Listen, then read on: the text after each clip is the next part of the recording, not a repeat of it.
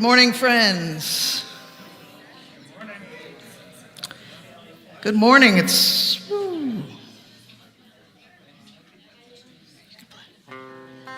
Good morning, my friends. This is wonderful. Jen and I were talking this week and just about how heartened we are by summer attendance. We're really getting lots of folks showing up in the summer when folks are usually like, it's too hot to come. And if you thought today wasn't too hot to come, you are very brave. So anyhow, let's all take a few minutes to just get grounded here. And I invite you to take a deep breath. And another. And respond to the words I'm about to say. Come as you are, aching, tired, joyful, or seeking. Here, we are woven together in love. Set down what you carry and let this be a place of rest. Here, we are held in hope and mercy. Be present to yourself, to each other, and to the divine life that flows through all things. Here, together, we find the common thread of divine life that connects us all. This common thread of divine life in which we live and move and have our being, our God, who is lover, beloved, and love overflowing. Amen.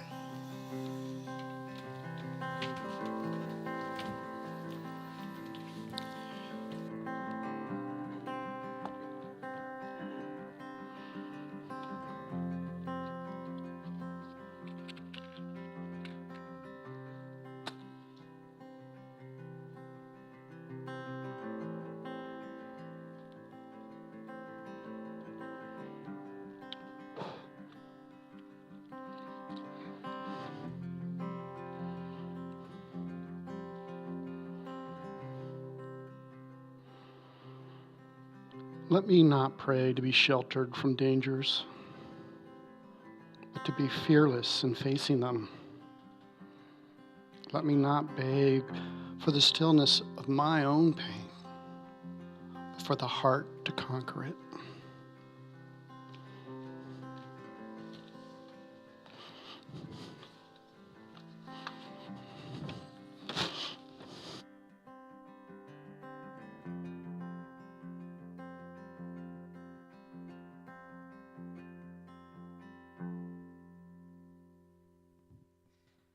So this is a song that we have done a few times together. So I invite you to join in as we sing it a few times a cappella with some percussion by Sue. Please join in. I will build this world from love. La da da, la da da, la da da da. Will you build this world from love? La da da, la da da, la da da da. And if we build this world from love, la da da, la da da, la da da da, then God will build this world from love. La da da, la da da, la da da da.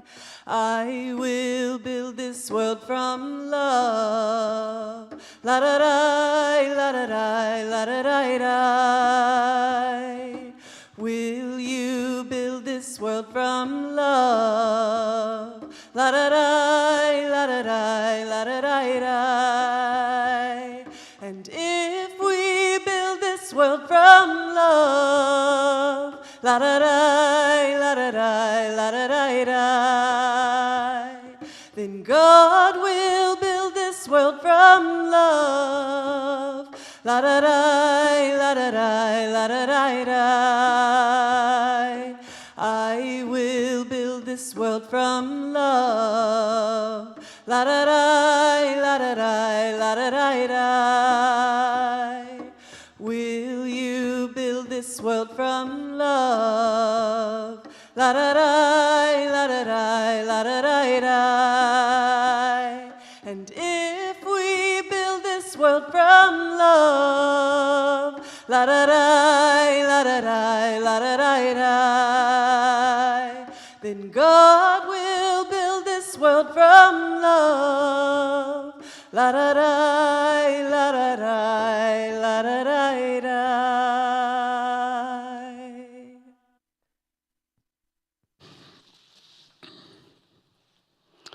So, good morning. My name is John. If you're an old timer or new timer, somebody who's been away for a while, or you're just coming back to the community, or you found us online, I just want to extend a warm welcome to you. And if you are here, as we say, you belong. If you want to know more about us, we have this QR code you can click on, and you will get a zero pressure email letting you know a bit about our community, and also a way to connect with a live human being, which is really probably the best way to learn more about our community and to know about our highs, our lows, as we walk together on this path of spiritual transformation. We know when we walk this path together, we'll go much further than we ever could on our own. So again, I invite you to connect if you're not. And even a more heartfelt welcome to those who might be struggling today. We know in our culture our tendency is to isolate, want to do this all on our own. And again, we know that when we reach out and we do this process together, we will have a transformation in our own heart and our own being. So each Sunday down the hall, we have somebody who will be there to be a shoulder to cry on, give me maybe a new perspective on your situation, just to be present to you as you work through these issues. And this week, we have Diane back there. She will be hanging down there for a few minutes. So again, if you want a little bit of time with a person to talk things through, she'll be there for a few minutes after church. And now, as we say each week, if you are here, you belong. We are, every one of us, carriers of the inner light.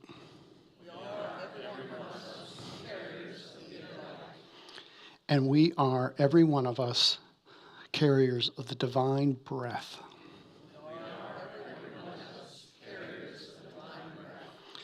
And now, as fellow carriers of divine light and divine breath, I encourage you to stand up and greet each other.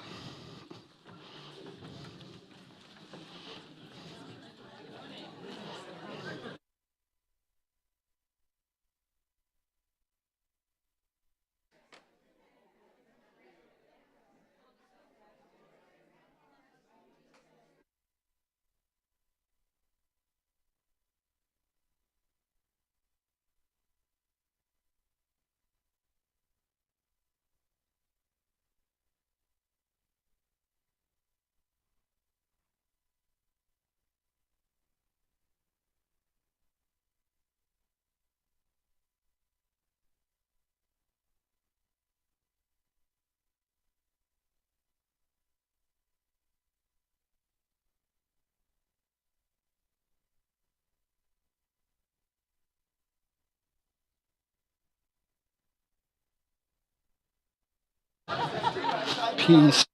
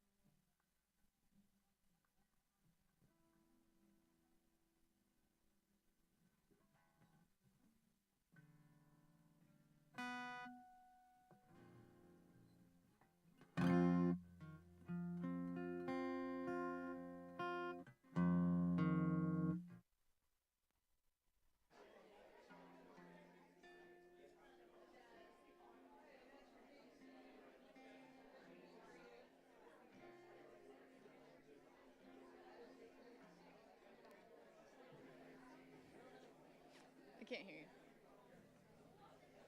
Shh.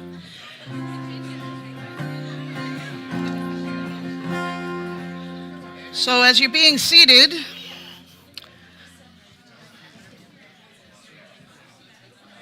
as you are finding your way to your seats, yes. So Lindsay is here sharing her gifts with us this morning as she does every so often, and we're so grateful. And she's going to be we're all going to be joining in a kind of new song after the lesson today. She just wanted to take a minute or two to teach it to you so you kind of got it in your heads and in your bodies before we get to that point in the service. Yeah, I'll teach you guys the chorus, and I hope that you'll be able to sing along with that part at least. We don't have the lyrics at this part, so I'll teach you the easy part, which is O-O. You got it? All right. O-H, comma, O-H. So it repeats 3 times, and it goes, oh. So if you guys do that along with me. 1, 2, 3. Oh. All right. So then I'll sing in between, and you guys can learn that part once it's up. But if you could sing along at least with the O's, and I'll go through a couple of times. About to sing O. Oh, I don't want to miss it. Oh, oh, open my eyes.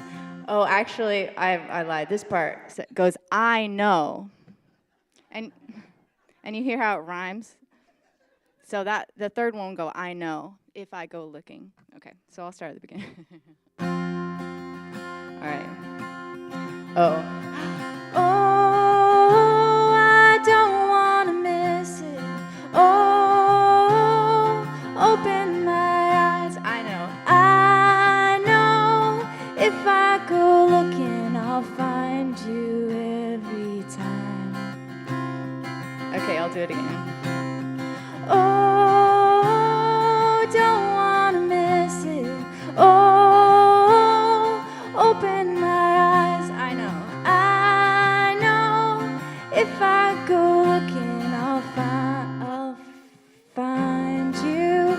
Yes, I'll find you. Sometimes there's this second part of the chorus, which has the same pattern, so maybe you guys can catch it. It goes, I'll find you, yes, I'll find you, oh, oh, everything's singing, oh, oh, I'm singing along. I know, yeah. I know it must be what I'm made for, to join the ancient song. You think we're good? Okay. That'll come later.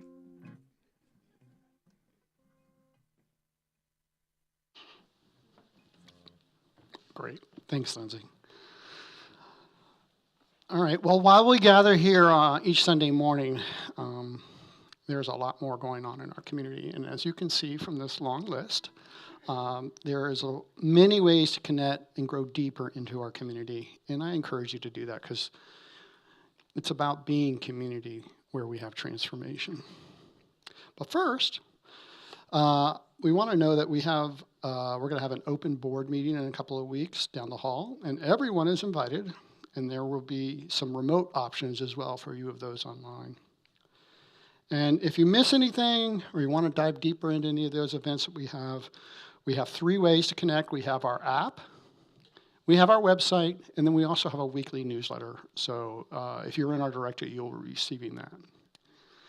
And now I want to invite Doug, come on up and talk a little bit about One Wake.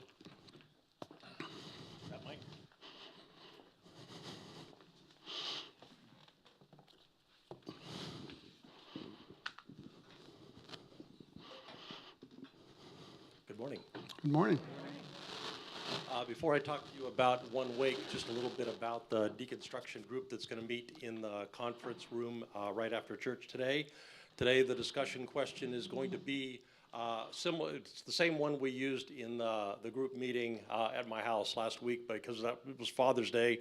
We had light attendance, and it was a great discussion, so we'll do that one again, which is, what God story are you letting go of, or have you let go of, and what did you gain, and what did you lose letting go of it? So it's 1 hour in the conference room right afterwards. Hope you'll join. So since January, I have been talking to several leaders from other congregations who are very interested in what we have done at Common Thread, why we've done it, what are the things that we would do again, things we wouldn't do again. And one of the things that has meant is talking a lot about working the circle. And not only the working the circle, but in particular, talking about the service quadrant. And so there are things, I've been having these conversations that most of us are pretty familiar with: service work and systems work. Nobody does more than they can do. Burnout is a sin. On the other hand, doing nothing is not really a viable option if we're going to take the spiritual journey seriously. And so that in particular means here, now, small, doable. Well, I tell you that because on July 12th, there is something that has to do with systems work. And it is here, now, small, doable. 2 Saturdays from now at Watts Chapel on Tryon Road, we're going to gather for an action. Here's the small, doable part. It's 2 hours, and your job is to, 1, sit in a chair.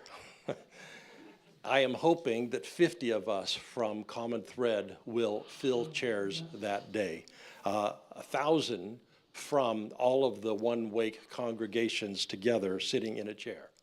Part 2 is you have to clap and cheer at the appropriate times. Sit in a chair, clap and cheer at the appropriate times. Now here's why that matters. 5 years ago, and then again 1 year ago, we, the constituent members of One Wake, asked 3,000 people in Wake County what was the pain point that they felt living in Wake County. And overwhelmingly, it comes back to the instability caused to families and the instability caused to communities by inaccessible housing. So on the 12th, we're going to continue a process of doing something that will actually make a difference in Wake County regarding affordable housing. We got 1,000 people into this very same room last October when all of the people who are now our elected officials were candidates. And we asked every one of them, except one who didn't show up, to make pledges to work with us, One Wake, on very doable, achievable projects that would get us to the place where we could add, in the next year or two, 1,000 units of affordable housing here in Wake County. Well, now our officials are actually elected, and they are, because we got 1,000 people in the room, they're taking our phone calls. And they are responding when we make these proposals. And they are actually asking us to participate in the policy decision-making process. And so we are gathering this time to remind our elected officials of the commitments that they made, but also to ask them to fulfill them in very specific ways that you will hear about at the meeting. It is a little bit of theater because the clapping turns out to be really important. 1,000 people in a room says to an elected official who knows how to count, we are here for you, or not. So, here now, small, doable, show up, cheer and clap at the right time. And then the third thing, and this is really important, I hope you will come in order to hear what these practical things are that we're going to be working on together. What are the practical things that we are asking our officials to do? They are very practical, they are very attainable. Primarily it has to do with what is the county going to do with some of the land that they own that they have not dedicated, and how would they dedicate that to affordable housing. Our hope is that over the course of this first project to be able to create 1,000. The lead organizer says, come on, let's go for 2,000. But you know, we're thinking about 1,000. We're also laying the groundwork of possibility for the future to profoundly affect the role of housing in Wake County. We're right now building relationships with elected officials in order to be able to potentially in the next 2 years implement a pattern that was very successful in New York, where housing prices are even greater than ours, called the Nehemiah Project. If you would like to look that up, you can find out how that works. And our hope is right now, get 1,000 units. And our hope is right now, build relationships with elected officials, and then be able to do something that will profoundly affect the role of housing in Wake County. So find me, I'll be there. Let's sit together, let's cheer together, and then also don't forget deconstruction group right after. Anybody with a quick question, anything you're thinking? Is that where they, if you have a new housing project, they have to dedicate a certain percentage of it to That has been the pattern in Wake County, going to developers directly, but this isn't that. This is saying county and city, you own that property. You're not doing anything with that property, and we have an inventory of them. We want you to build affordable housing on those properties. This is that. No. I want to go, and I'm sorry if I missed it, but how do I let you know that? In a better, with a better organizer than me, we would have a way to do just that. I am just saying, show up and come find me, all right? So you don't have to let me know. All right, anything else? All right, thank you.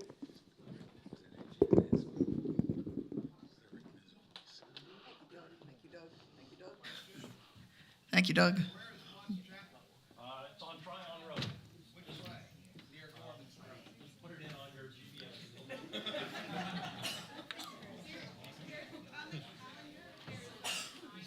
I've been there twice, and I could not possibly tell you where it is. I just put it in my GPS, and it takes me there. Go to the Common Thread website, go to the app, it'll give you all the information. Our webmaster is back here saying, look, people, we know where to find everything. It's on the website. And thank you, Doug. I'm so glad that you're spearheading our re-engagement with One Wake. And Stefan, who is the lead organizer, is going to be here next week to talk with us, too. I really do hope we get at least 50 of us there. Like Doug said, he's going to be there. I'm going to be there. I hope that so many of you will be there, too. So, before we move into our contemplative practice, I just want to offer a quick financial update for May. And this is a lot later than we hope to get monthly reports out going forward. As you know, we're still coming through the financial transition in terms of management, so thank you for your patience. And a more detailed report will hit your inboxes tomorrow, but here's the snapshot. Right now, you can see there's a significant gap between our regular giving and our monthly expenses. And we have been able to stay afloat and even make the final contribution toward Doug's retirement fund, but only because we have received nearly $30,000 in unexpected corporate and one-time gifts this year. And what a gift. We are so grateful because those gifts kept us from needing to dip into our savings or to beg you for money before we were able to get you those financial reports.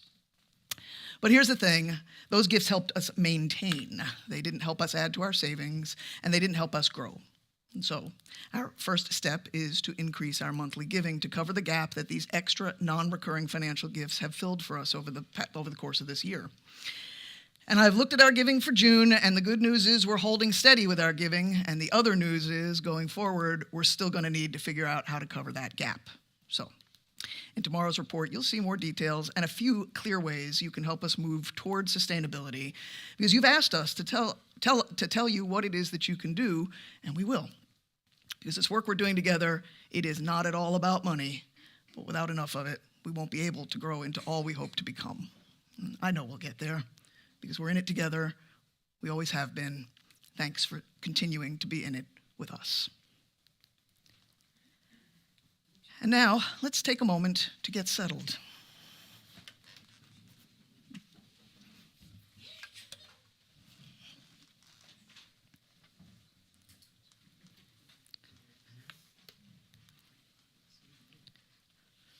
You can close your eyes. Let your feet find the floor. Let your breath soften and slow. There is no right way to be here. Just be here.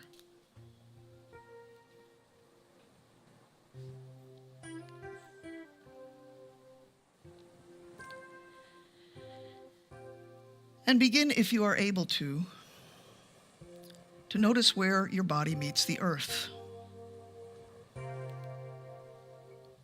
Notice the weight of your seat, the support beneath you.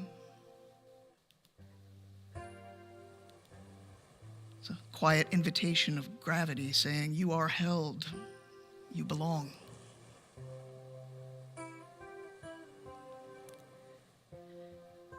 Let your breath come and go in its own rhythm for a few rounds, and just notice what's present in your body today.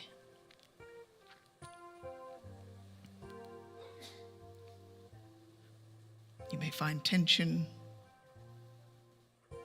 You may find calm. You may find nothing at all.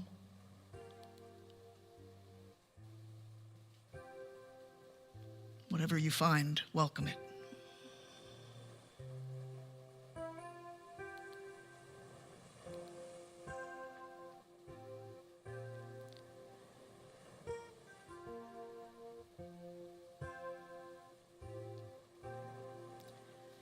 Now I invite you to bring your attention gently to the center of your chest.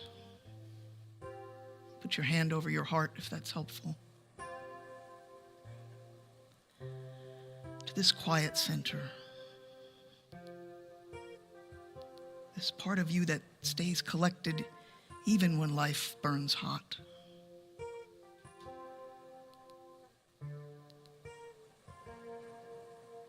The part of you that still listens when everything else is noise.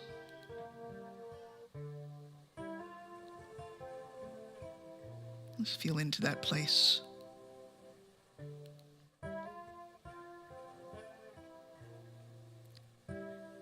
This place that has walked through fire.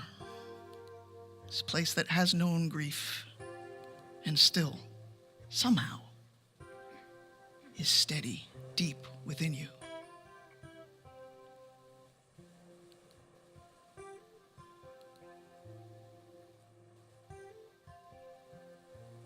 You may not have words for it, and you don't need words. Just feel the presence of that deeper knowing.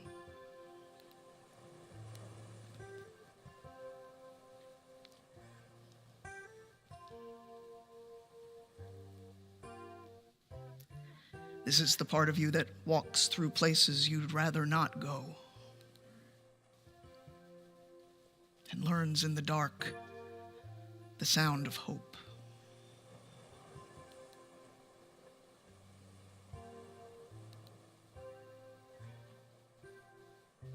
This is the quiet love that holds you not because life is easy, but because something deeper is rooting itself in you.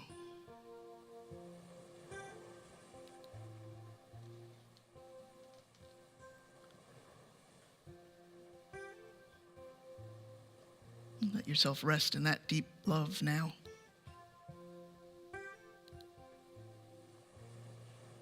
The kind that still shows up in the midst of persecution. This is not easy love, but it is real.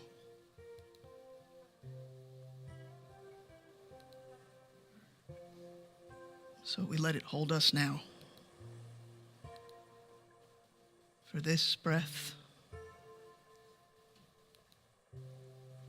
and the next breath and the next.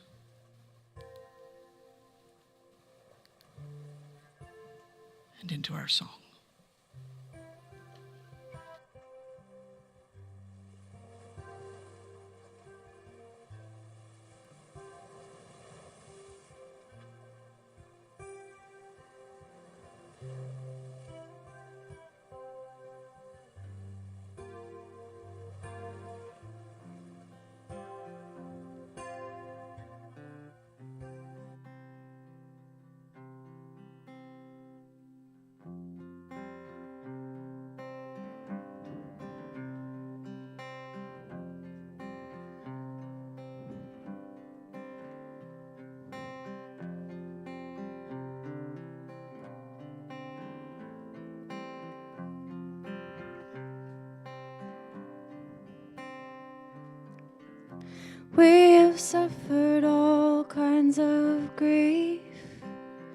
tasted the bitter cup of defeat. Out of the bitter comes something sweet, a faith more precious than gold, a faith more precious than gold. We have been tested by so many fires, burned in the heat of what our hope requires. Find us here singing in a foolish choir of faith, more precious than gold, of faith, more precious than gold. Though we don't see you, we love you. When we don't feel you, we still sing. We got a reason to trust you, the divine in everything.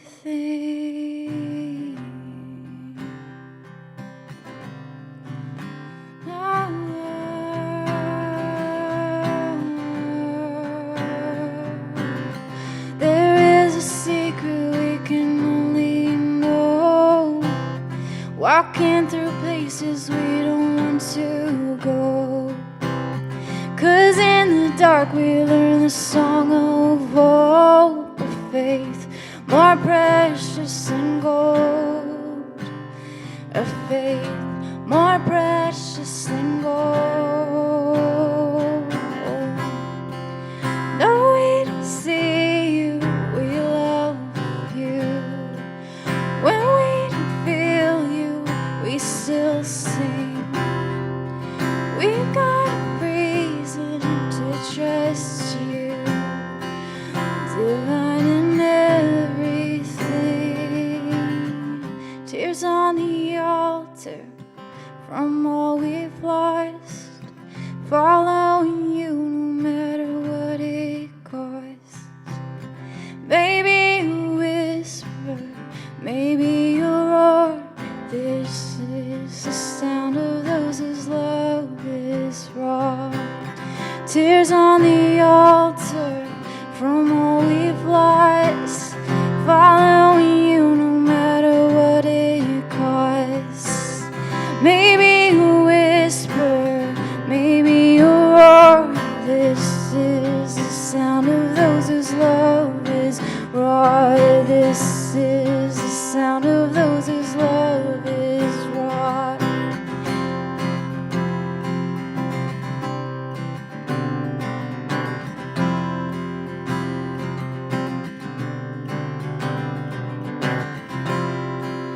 Though we don't see you, we love you.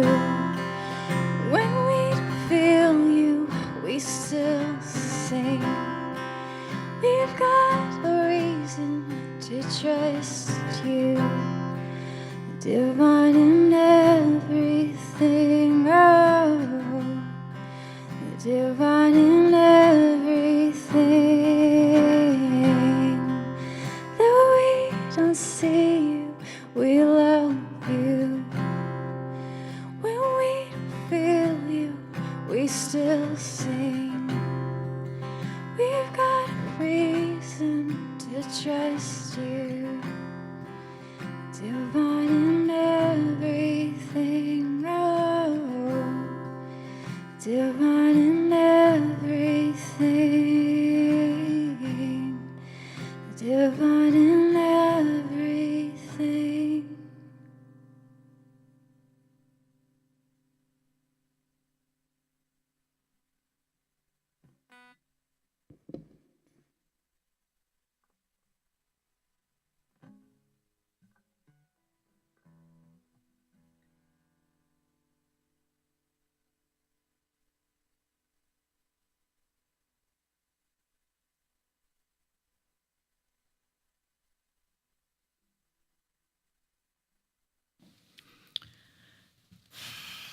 Well, friends, here we are at the end of our series on the Beatitudes. And let's be honest, when some of you first heard we were spending 2 months on this, you probably thought, what? A whole series on the Sermon on the Mount? And if you were skeptical, I hope you see by now that these are not your parents' Beatitudes. They are maybe your great, great, great to the 100th power Galilean grandparents' Beatitudes, but definitely not the versions we grew up with. And today, this final one, this persecution one, if we could skip it, we probably would. Because everyone wants to be blessed, but hardly anyone wants to be blessed for this. Yet Jesus didn't skip it. In fact, he lived it to the very end, showing us what it really costs to plant true peace in a world that runs on fear and control. And this final beatitude tells the truth. Living the Beatitudes will cost you something. Maybe even everything. And so they lead us step by step, not to superficial comfort, but to the kind of freedom that fear can't touch. They're a living path, a spiral winding us deeper into wholeness. First, we become poor in spirit, empty and open.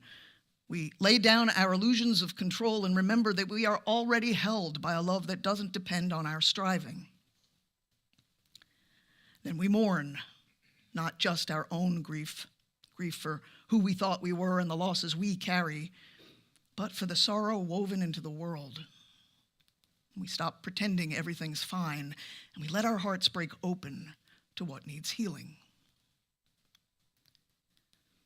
Next, we become meek, not weak, but strong enough to stay soft and to hold power with gentleness. And in our meekness, we learn to hunger and thirst for righteousness, not personal virtue, but the manifestation of a deep, fierce longing for a world that is teeming with divine justice and love. In this longing, we become merciful, people who swim in mercy, because we know how much the world needs mercy and how much mercy we need ourselves. And in this sea of mercy, our hearts grow pure, not meaning squeaky clean as a result of compliance with some behavioral code, but clear and single, integrated and whole, which is essential to becoming true peacemakers, planters and beings of wholeness who mend what fear has torn apart. See, the Beatitudes aren't instructions, they're descriptions. Descriptions of what it looks like to be fully human, to live from our truest, most open, most connected selves. And so, when all of this takes root in a life, when we find ourselves living ever more consistently from this place of wholeness, it will upset the structures in our world built on fear and division. Which means there will be pushback. There will be people who hate you, who twist your words, who shut you out, who hurt you. Jesus named this reality in two connected parts. First, in English, we usually hear, "Blessed are those who are persecuted for righteousness' sake, for theirs is the kingdom of heaven." He doesn't stop there, he doubles down. "Blessed are you when people revile you and persecute you and utter all kinds of evil against you falsely on my account. Rejoice and be glad, for great is your reward in heaven." But in Aramaic, it's not about suffering for suffering's sake or being reviled now in exchange for a reward later. Neil Douglas Klotz renders it, "Ripe are those who are pressed hard for living in right relationship. They find their home in the reign of unity and freedom." In other words, this beatitude isn't about passive endurance, grinning and bearing it. It's about what happens when your life stays so aligned with the light within, so clear and pure in the vibrating aliveness of relationship with the whole, that it naturally rattles the systems and habits that want us all to stay stuck in fear and control. Yeah. People may twist your words, push you away, misunderstand your freedom, project their fears onto you, but underneath all that pushback, you are being carried deeper into your true home, the field of unity and freedom that no empire can contain.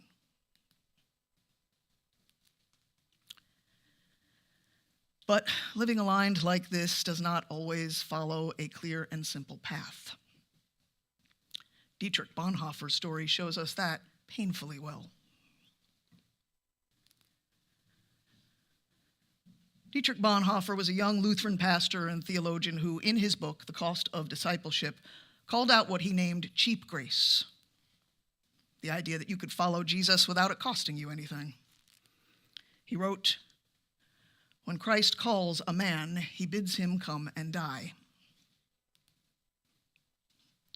Of course, he didn't only mean a physical death, but the dying of the ego, the surrender of the grasping self, so that a truer, freer life could emerge.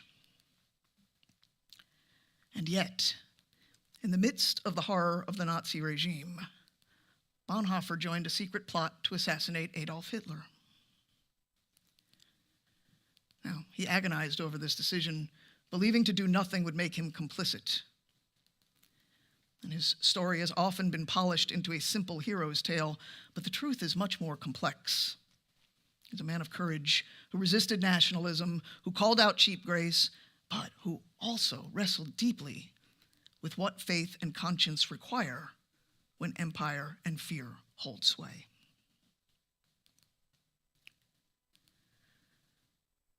Did his choice contradict his faith? Or did it show a soul wrestling right at the edge of his light and his fear? We don't get to answer that for him.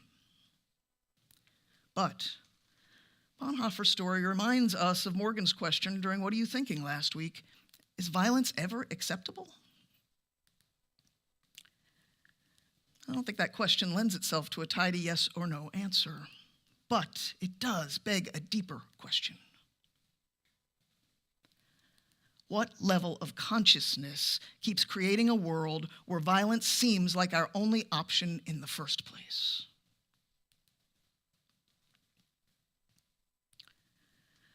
Well, it's the same level of consciousness, meaning our level of awareness, our way of seeing and being in the world.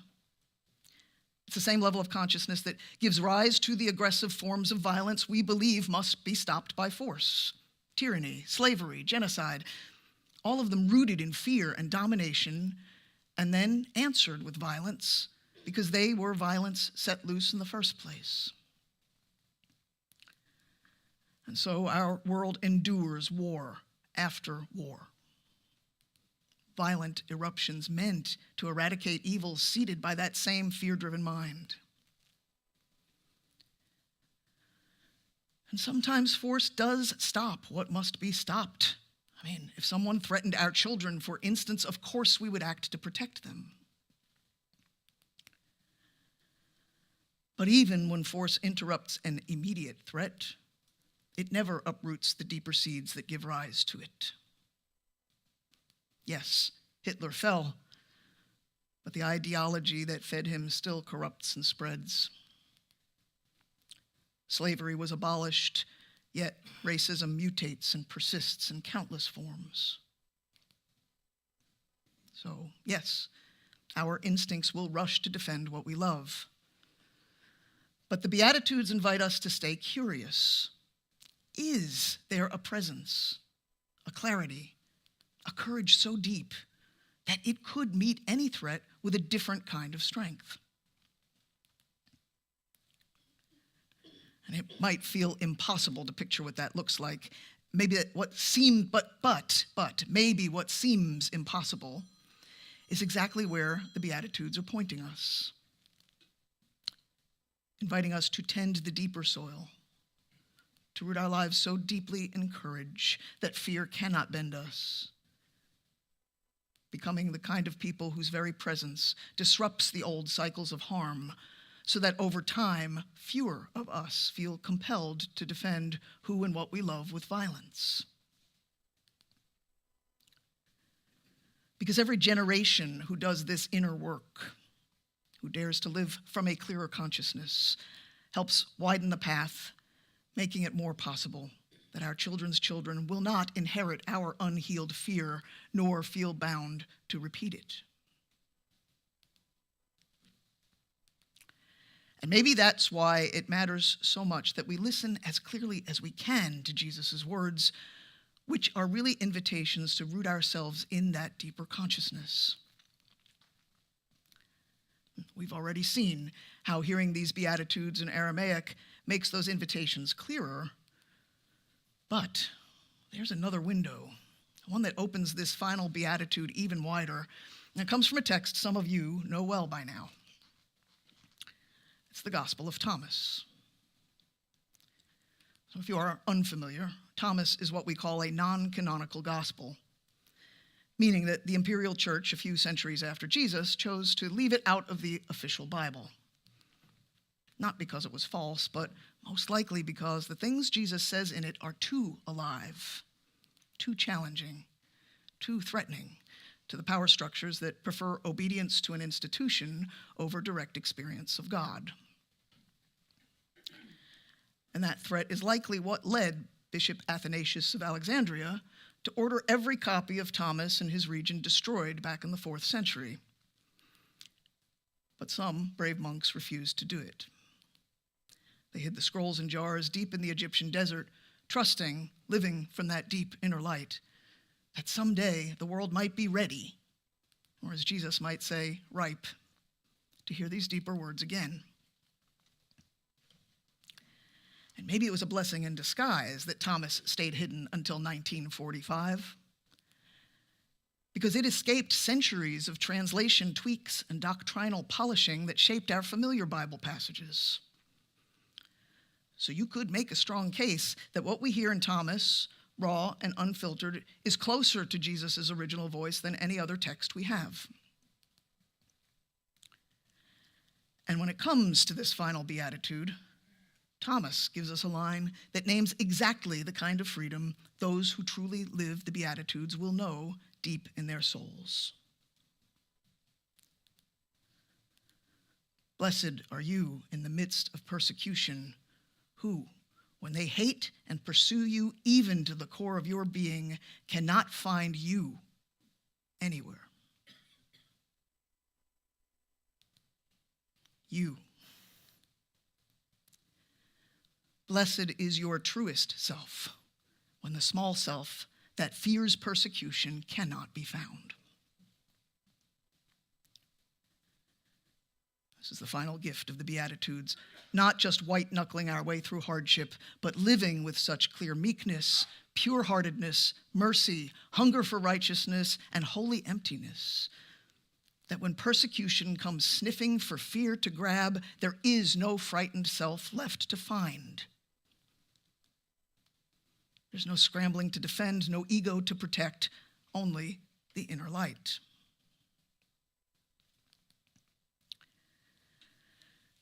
And of course, Jesus didn't just teach this, he embodied it. Praying in Gethsemane that the suffering might pass, yet yielding, not my will but yours be done. In his final hour on the cross, my God, why have you forsaken me? Feeling every shred of human fear and loss, and then entrusting it all back to the source, breathing, into your hands I commend my spirit. The anxious ego, the clinging self, freely surrendered in the midst of the ultimate kind of persecution. And what remained could not be crucified, what Richard Rohr calls the universal Christ. Christ is not Jesus' last name. What we're referring to here is that vast, living presence that had always been shining through Jesus, gathering the world back toward wholeness, even in that darkest hour. And if the idea of Jesus gathering the world back to wholeness sounds overly magical to you, well, this is the mystery we so easily forget. Jesus of Nazareth was fully human, rooted in a particular time and place, yet the Christ he carried so completely, what we here often call the inner light, was never bound by time or person at all. It's the very same presence alive at the center of each one of us, doing what it has always done when we dare to trust it, mending what fear breaks, restoring what power divides, and gathering life back to wholeness. And if that sounds impossible for us in a world spinning so madly, consider this. Even in the same Holocaust that forced Dietrich Bonhoeffer to wrestle with impossible choices, there were others who dared to trust that presence completely, revealing its quiet, unconquerable strength. And one of them was Polish Franciscan friar Maximilian Kolbe.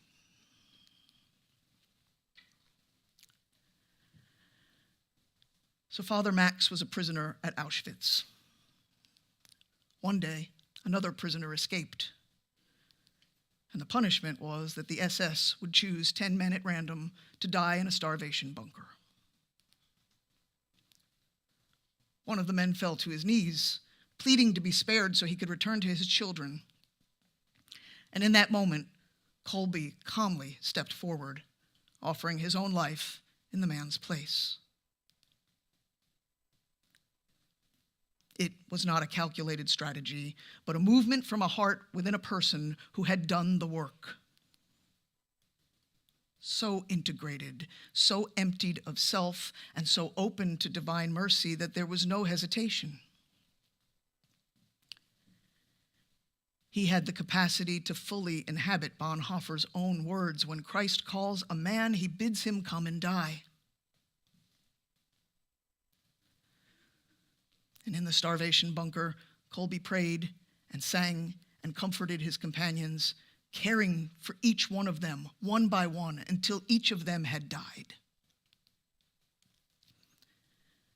His calm, grounded presence was contagious because all of the men who died caught it from him. There was no wailing. There was no yelling. And that unsettled his captors so much that when starvation could not kill Kolbe, they injected him with poison.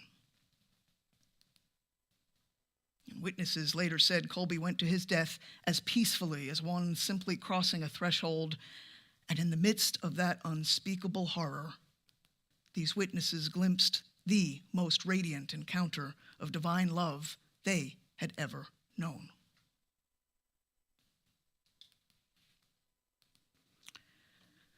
Kolbe's story is a living echo of the Beatitudes, a life so emptied of ego, so clear in its seeing, so free in its mercy that even the worst persecution could not break it. When fear came hunting for something to possess, there was nothing left but the uncatchable inner light, the Christ shining through him, gathering everything back toward wholeness.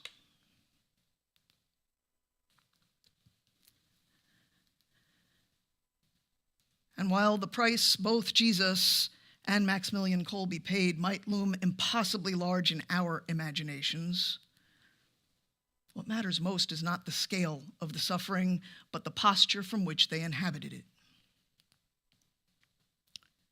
Because the same inner light that steadied them is alive in each of us too, ready to hold us steady, whether we are called to lay down our entire lives or to keep laying down our small selves day by day. Which either way is our call, because no one wakes up one morning suddenly able to pour out their whole being in total surrender. That capacity grows as we practice letting go of our illusions, our attachments, our stories, our fears. It grows as we trust the inner light a little more and the small self a little less. And maybe, my friends, we already know more about that kind of costly courage than we like to admit. many of us, have paid a price just to be here today. Choosing a path truer to who we really are and what we truly believe, when the easier way would have been to stay quiet, compliant, and safe in more familiar faith containers. Maybe your choice to be here came from reason or from a gut sense, or maybe from something deeper you couldn't even name. And perhaps that too was the inner light already stirring you toward freedom.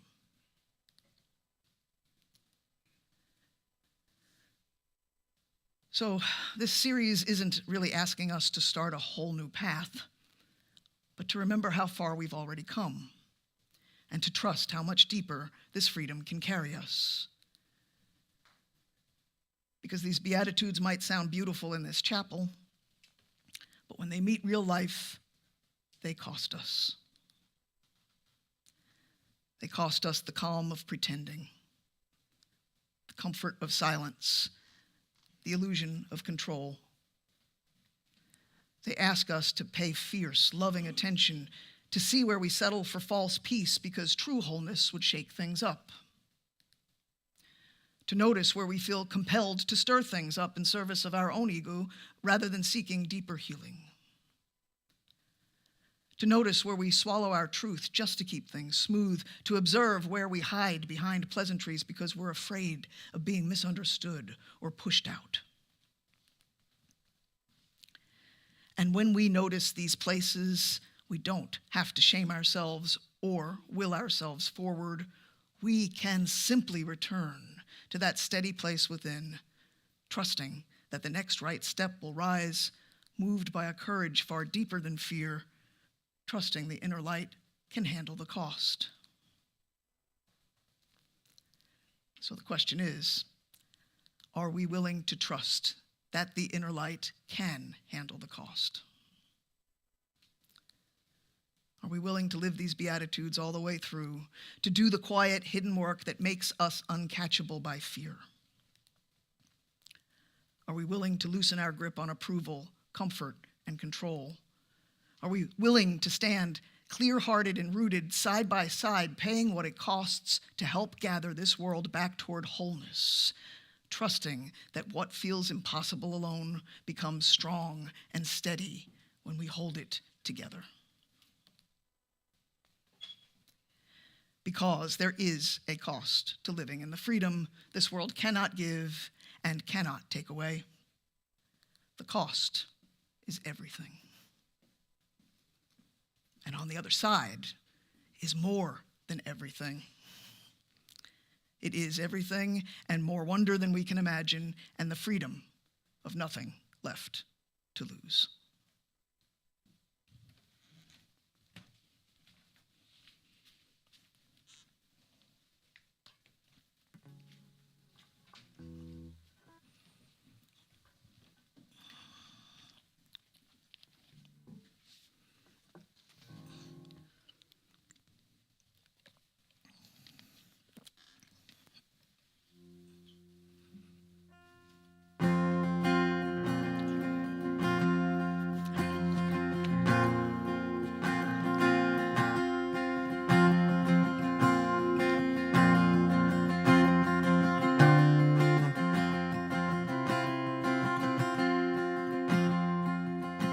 Earth is full of your glory, sure as the stars shine above, sure as a river runs through the valley. The whole earth is full of your love.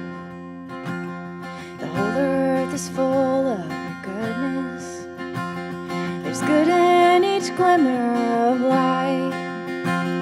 The secrets you paint into every sunset, the song you sing every night. We sing oh here. Oh, I don't want to miss it. Oh, open my eyes. I know if I go looking, I'll find you every time.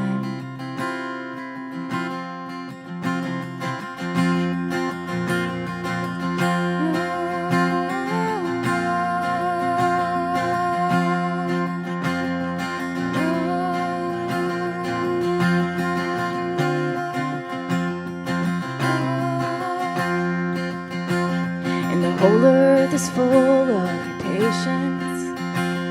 The tall oak begins as a seed. If you took your time when you made the blue mountains, I know you'll be patient with me. 'Cause the whole earth is full of mercy, like field that's due water with rain. Like the wild lilies spring up on the hillside, new life will grow out of my pain. We sing it. And oh, I don't want to miss it. Oh, open my eyes. I know if I go looking, I'll find you. Yes, I'll find you. It's everything's singing. Oh, I'm singing along. I know it must be when I'm made for to join the ancient song. The whole earth is full of glory, and I feel it ringing so true. When I'm looking into the eyes of another, I know I am looking at you. And sing it again. Oh, I don't want to miss it. Oh, open my eyes.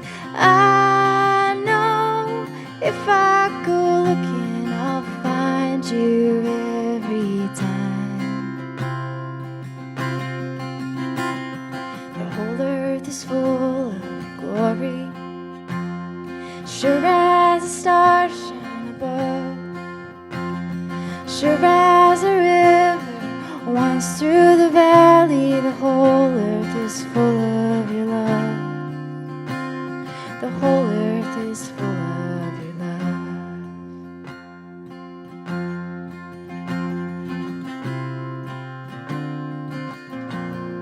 Friends on the live stream, so glad you joined us this morning, assuming you're joining us this morning. And if you did, we're about to do something in the room here called What Are You Thinking, Sensing and Feeling, where we'll talk about the lesson, we'll talk about the service, or what's going on in our lives of the world, and we'd like to invite you to a remote version of the same. So if you look under the video, you will see in the comments a link to What Are You Thinking? It's a Zoom call. Some of the best people I know lead that call. We have a robust remote community, and they would love to invite you to come into that conversation with them this morning. So be brave, think about it. The code to get in is 1417. And if you're like, no thank you, that is not what I'm up for this morning, or you're watching during a different time, but you're still curious about us, there's another comment underneath there where you can click to request an email. It's a newcomer's email, and it's a little more remote specific than the one we mentioned earlier this morning. So if you want to do that, click, you can get some more information. It's just as zero pressure as the other one, but if you want to find out about us, that'll get you pointed in the right direction. And so with that, my friends here in the room, can we put one hand on our hearts to remember that the divine, this deep, deep love, this deep, deep, unshakable peace is within each one of us. And it is our call to take this peace, to nurture it, to work on what we need to get out of the way to access it. And may we do this evermore together. And this week, let us share what is in us with everyone we encounter by extending our other hand to our city, to our world, taking seriously our commitment to bring what is in us to the people with whom we live, with whom we work, with whom we go to school, everyone we encounter, as we live into our charge to be healers and repairers of our world. Amen. Folks on the live stream, God bless you. You are dismissed. And folks in the room, I just would invite you to take a few moments to get in touch with what you are sensing and feeling before we discuss what we are